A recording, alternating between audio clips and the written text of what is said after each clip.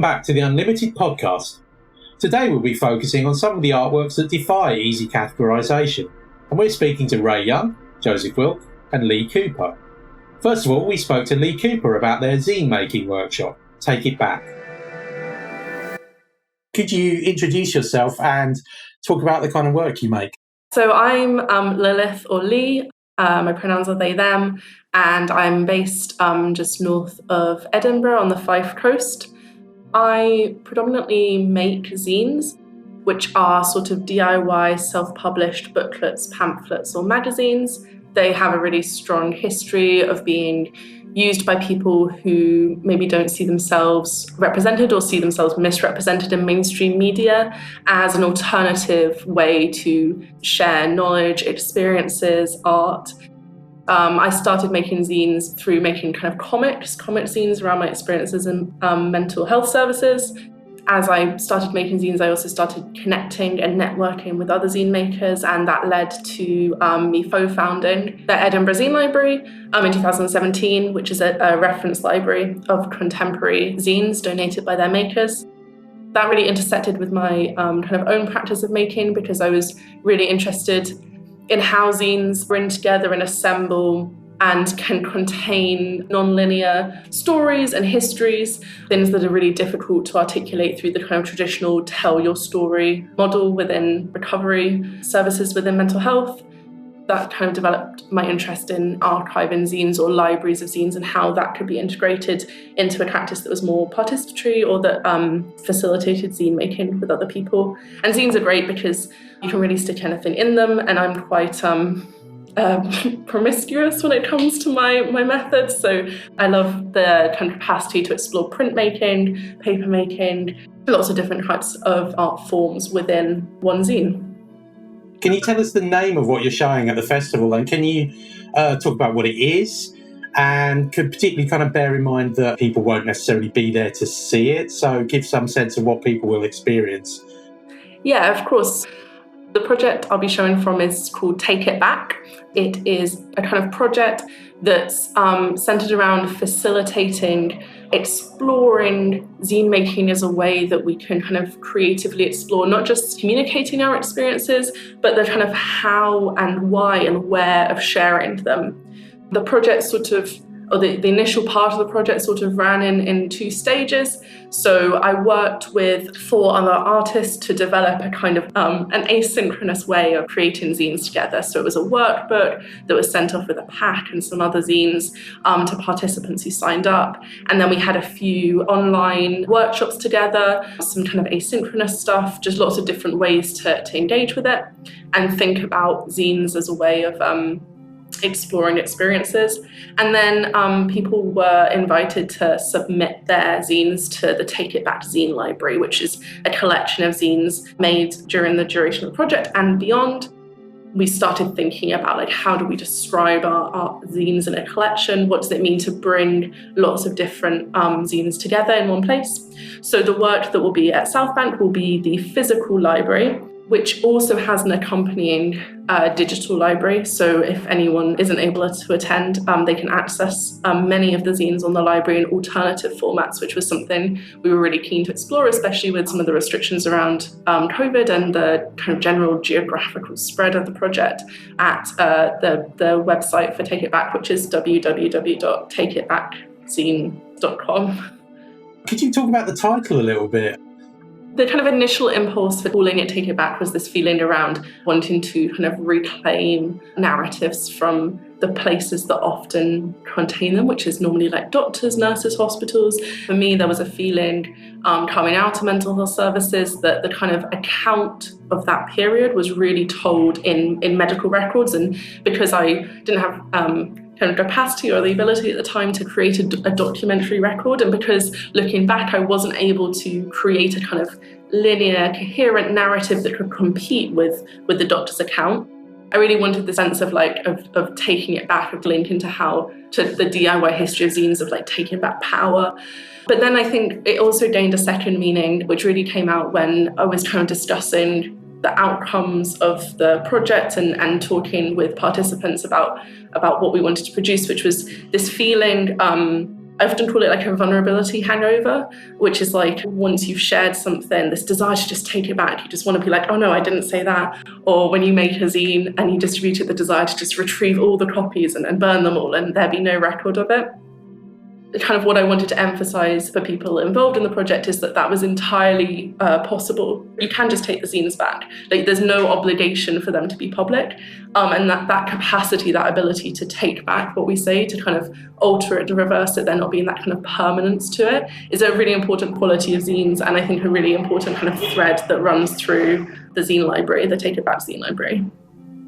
Yeah, so I mean, you've spoken about the physical form it will take and what will actually be there. Do you have any ideas about what you'd like people to take away from this? So the library is going to be housed in the archive space at South Bank, and it's really designed to be a kind of quieter space. What really struck me about zines as they were submitted, what really struck me in working on the project and on kind of my own zines, was about the capacity of the form of zines to communicate things beyond words. Just experiencing all the different zines and the different ways that they communicate these things beyond words is really all I'm asking, I think, of people engaging with the collection. I'm interested in how people came to you. You know, how did you kind of find, or I don't know what the word is, like recruit is maybe not the right word, but you know, how did you kind of get people to kind of work on this project with you, and what was that process like for you and for them? It was actually pretty straightforward, I think. One of the things we focused from the start was having like really clear project information, and I worked with my producer Emily to build a website, and from the outset to be really explicit about like what does the project look like, what does it involve, all of that sort of stuff, which I think was really important then for people to feel that they could or that they wanted to sign up. And then it was really about both connecting with organisations that I knew worked in the kind of area that I lived, because I wanted to connect and reach out to people and offer it to groups, but also building on networks, getting in touch via social media with different people involved in like mad activism, people working within neurodivergence and neurodiversity. And then also one of the benefits of collaborating with the 4 artists on the workbook was also getting them to reach out to people, because I kind of worked specifically with people who also had different kinds of lived experience. And so having it feel kind of collaborative from the outset really then made it easier to kind of open up and reach out to people who might be interested. So where would you like this work to go in the future? Are there any kind of things that you'd like to develop, or ways to make it, you know, I don't know, bigger, better, you know, other places you'd like to take it?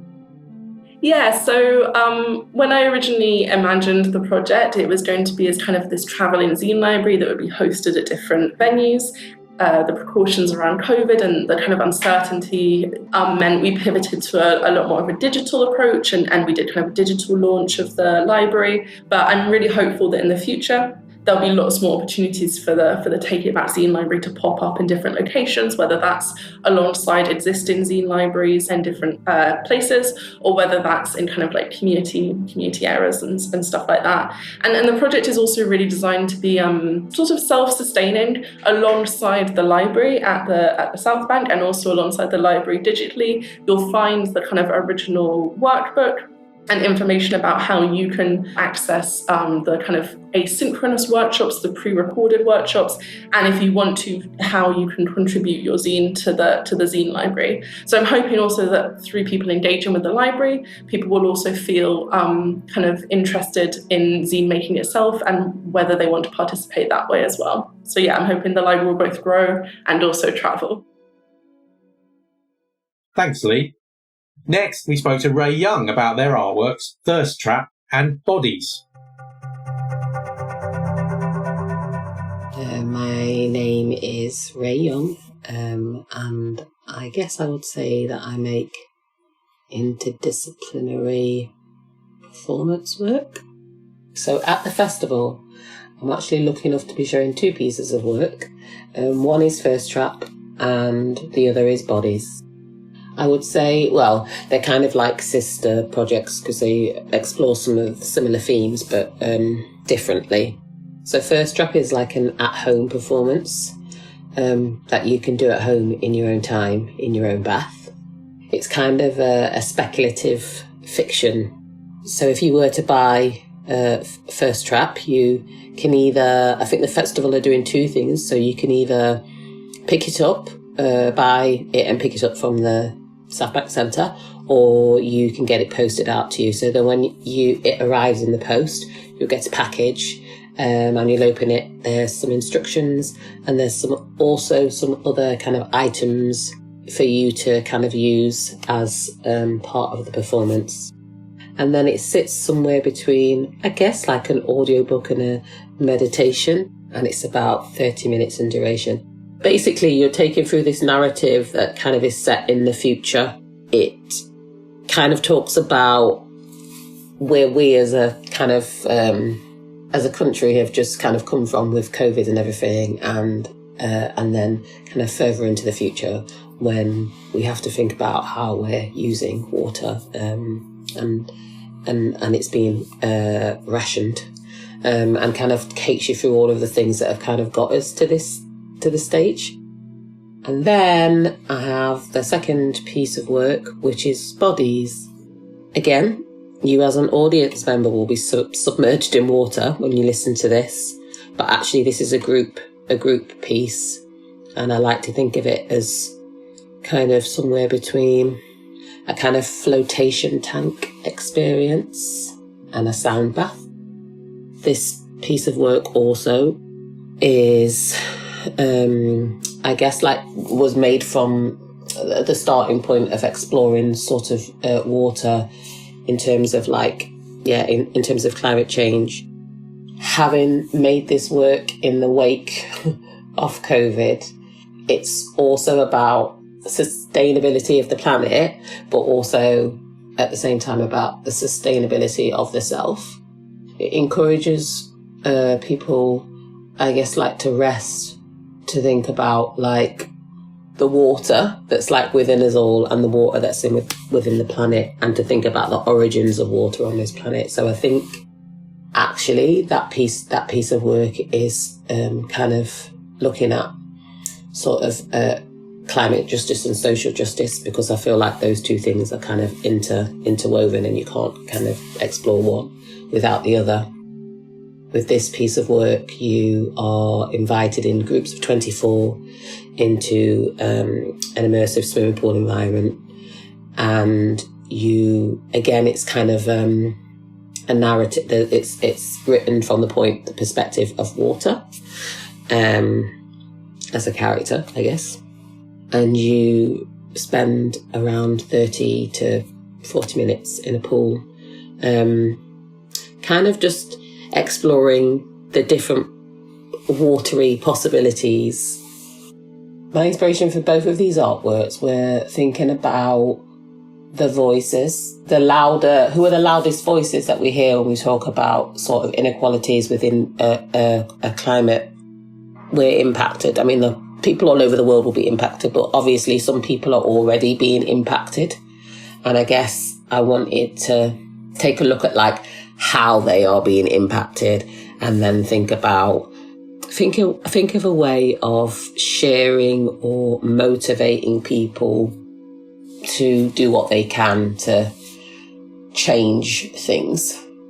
Ultimately, I think, responsibility, also bigger responsibilities lie with governments and corporations, etc., etc. But I guess you can feel hopeless sometimes, and so it's nice to feel like there are small things that you can do. First Trap is, we're just now re-looking at that piece of work, because we kind of did it sort of last year and we're retrialing it again. We're just trying really hard to kind of think about sustainability in terms of the products that we use, and also sort of like how we disseminate the work. And then I think with Bodies, one of the biggest challenges has been negotiating that with like local swimming pools and trying to explain what the idea is and knowing who to talk to. We've been around the houses quite a few times with that particular project. But it felt to me really important that we we worked in those public swimming baths because I feel like when I'm thinking about who has access to the work, I know that definitely there'll be new people that be able to engage in the work because of the fact that it's in the local swimming pool. I guess with First Draft, because it's happened before, I know that there'll definitely be people that didn't get to do it the first time around that will want to be able to engage with it this time. You know, for me, making these pieces of work were about inviting different people into the conversation. Those people that aren't, that wouldn't normally be invited or don't think it's for them. I actually think that it's in some way a good thing that it's not taking place in the South Bank Centre, because for some people maybe still they don't feel like that's somewhere that they can go, or especially some of the local communities, and maybe they don't access that type of art and culture. So I think that actually that's a good thing, and then it will be introducing new people to my work and introducing new audiences to South Bank. And also I think with these two pieces of work, it offers different entry points. So if going out and being out and about with people is something you can do, then there's bodies for you to try out. And if that isn't, then you can have a piece of work that is kind of delivered to your home and you can do it and you can still participate in the festival, I guess. Both of them are kind of on a little tour at the moment. So bodies, after the dates at South Bank Centre, bodies will go to Cambridge, and then Cambridge Junction, and then to Leeds, swimming pool in Leeds called Bramley Baths. But I feel like sky's the limit, really, with both of them, because, you know, it will also be a different touring model for me. I don't have to take 6, however many people to a different country with me. So hopefully it means that it's easier to kind of have the work tour. And I guess when we're thinking about it, when we're making the work, we've been thinking a lot about how we make a show that doesn't require you taking lots of people, but also lots of kit. This morning I go and exercise, and the person that I exercise with was like, "Oh, what's this show that you're doing then?" And I've seen on Instagram, and then I told them about it. And she's never been to anything like that before, but she was like, "Oh, is it Leighton Leisure Centre? That's where my kids go swimming." So I think, it will be, I'm really looking forward to it. It's been a bit of a labour of love. Thank you, Ray. Finally, we spoke to Joseph Wilk about wheel trails.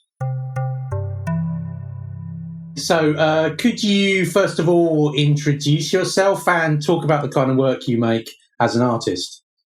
My name is Joseph Wilk. I'm primarily a digital artist, and most of my work revolves around using automation, robotics, and programming, working with alternative bodies in forms of expression. For me, that means a lot around using programming in a creative way to explore my understanding and the wider societal perspective on disability. That's great. Could you firstly name the work that you're presenting at the festival and talk a bit about what it is? Sure. So the project is called Wheel Trails. It's a augmented reality piece using the motion of a wheelchair to draw on the ground digitally. But what that requires effectively is a mobile phone or sensor. People can use their own. We just attach it to the wheelchair. A bit of duct tape is all it needs. Then through just the movement of the wheelchair, people can explore the space, leaving these trails and kind of see them afterwards. The idea is people can express and put to words how certain spaces or the design of public space makes people feel, or how it affects them, what joy, or how it hinders them, and put those words into the trails that they leave. So there's kind of a street art aspect to this, not necessarily about visibility, but about giving people an opportunity through motion, and I kind of think almost dance in the wheelchair to explore their motion, explore the space and how it makes them feel, and a little bit of a cathartic release, because I'm trying to make this joyful, because wheelchair movement is beautiful and I love it, but I'm also coming from the perspective of public space in the UK is not that good, and I kind of want to tackle that as well. So how did you come to this work, and what inspired you to want to make it? So it started with water trails of my own wheelchair in public spaces. My wheels I discovered absorb a lot of water when it rains. And then I was going indoors and just leaving these massive water trails of my wheelchair all over public spaces. And it was interesting to me because it was a conflict, as in I could see people wanting to respond because you were dirtying the floor, you were being disruptive in the space, but they couldn't or didn't feel like they could talk to you about it. And for me, thinking about how spaces create the experience of disability, that was interesting to me because there was like almost a permission to be disruptive. And this project really was then thinking about, well, how can I kind of play with these trails and reclaim them in a creative way and use them to create street art that could perhaps deal with some of my own experiences of how public space makes me feel and how it affects the way I move through society. Was there a specific catalyst? Was there a specific moment where you just kind of like made that connection and you were just like, oh yeah, there's some work there? It took a while to understand that the wheelchair is a body to me because it's very much presented as a medical thing. And it took a while for myself to kind of first get over that and think, okay, this wheelchair is my body and I want ownership of it and control of it. The next step was understanding it's a creative body, as in I can draw with it, I can move freely, that is joyful, that is interesting. And it's actually been maybe like a 10-year journey of just discovering these things for myself and connecting that with really just the amazing work in disability rights and critical studies of just better understanding the social model of disability, how I'm not the problem, it's often the design of society that's the problem, and it takes you a while to process. And it was playing with how these digital tools can help me engage a little more in society and start to feel a bit more confident about challenging these barriers of, taking a photo of a pavement being blocked by a car and feeling, okay, I've actually not just been passive about this and I'm not going to let it sit with me and stop me engaging. I'm starting to become active. It's a small step. And then, going further might be, okay, I'm going to put a sticker on this car. Again, not necessarily about the visibility to other people, about internally, this is from my sense of I want to be a part of this society and this is stopping me and I want to shout loudly into the air about how this is affecting me. That has all slowly led me to become more and more challenging and thinking about how digital tools can act as a cathartic release for the experience of disability. So you talked a bit about it running from smartphones and it being a kind of a locative digital thing. What form will that take at the festival? What is being shown at the festival, and how will people that are visiting be able to interact with it? So it will be an app downloadable on any mobile phone, Android, iPhone. I specifically want people to be able to explore this within their own comfort. With this, my idea is that if you have a phone, you can go and do this and just find your own space to effectively play with this technology. There's different styles for the trails that you leave. I want this to be fun and help people explore like their mobility wheels as a creative tool. You can kind of have water trails, you can kind of play with things where the speed affects what it looks like, ribbons that flow and move and animate, so very much for the viewer just to kind of enjoy. I kind of designed all these things so that you don't really look at the screen or the phone when you're drawing. What I'm interested in is that in your head, when you have the idea that you are drawing creatively, it changes the way you see space and it changes the way you interact with it. So in the main hall space, we will have devices so people can participate just by signing up without needing any sort of phone or tech with them. And we will be joining all those words and trails together over the festival into a final piece. I don't know what that would look like. That's kind of the fun. One thing I wanted to talk about was, you've talked a bit about the challenges and the barriers that we face as disabled people. But what were the challenges to you in making this work as an artist? Were there things that you found difficult that you hadn't expected to, or things where your assumptions were kind of changed in working on this? I've tried very hard and worked very hard not to be angry and negative with this piece. I think that is a real effort of me because a lot of this work is about advocacy and about shouting. I said, like anyone who has any experience of disability living in the UK, it's just not good enough and everybody knows that. This project is rooted in that, but As I said before, I love my wheelchair. It's so joyful. Initially, I saw this as like disruptive advocacy. I've realized this is more dancing. Public space is kind of controlling how I am supposed to be in this space, and often that's not to be there. And dancing or just rolling and kind of a creative drawing even, it's a really nice way of taking ownership of the space. Okay, so maybe talk about future plans for kind of where you take it if you had the opportunity. Really, I'd like to create worldwide drawing projects. Part of my experience as a digital artist is that these technologies have really connected me in with a lot of disability communities.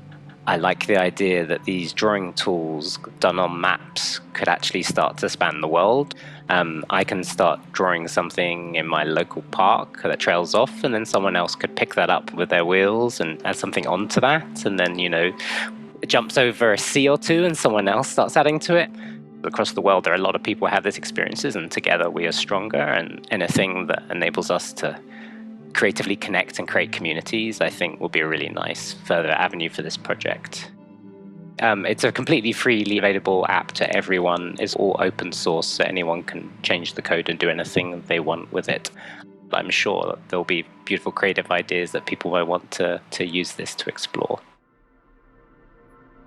Thanks, Joseph, and thanks to all the artists featured on the show today and throughout the series. It's been so great to hear about all these artworks that will be on at the festival. Some of the work will be available remotely, so if you can't get to the festival physically, head to the Unlimited Festival page on the South Bank Centre website. There's a link in the description of this podcast.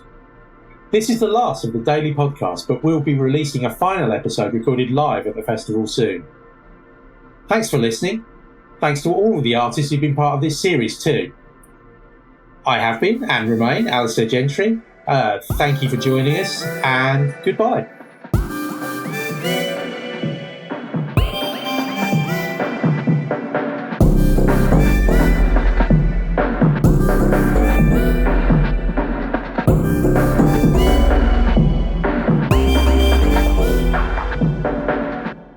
This podcast has been produced by Unlimited thanks to funding from the British Council. Unlimited is supported by Arts Council England, Arts Council of Wales, Creative Scotland and the Paul Hamlyn Foundation.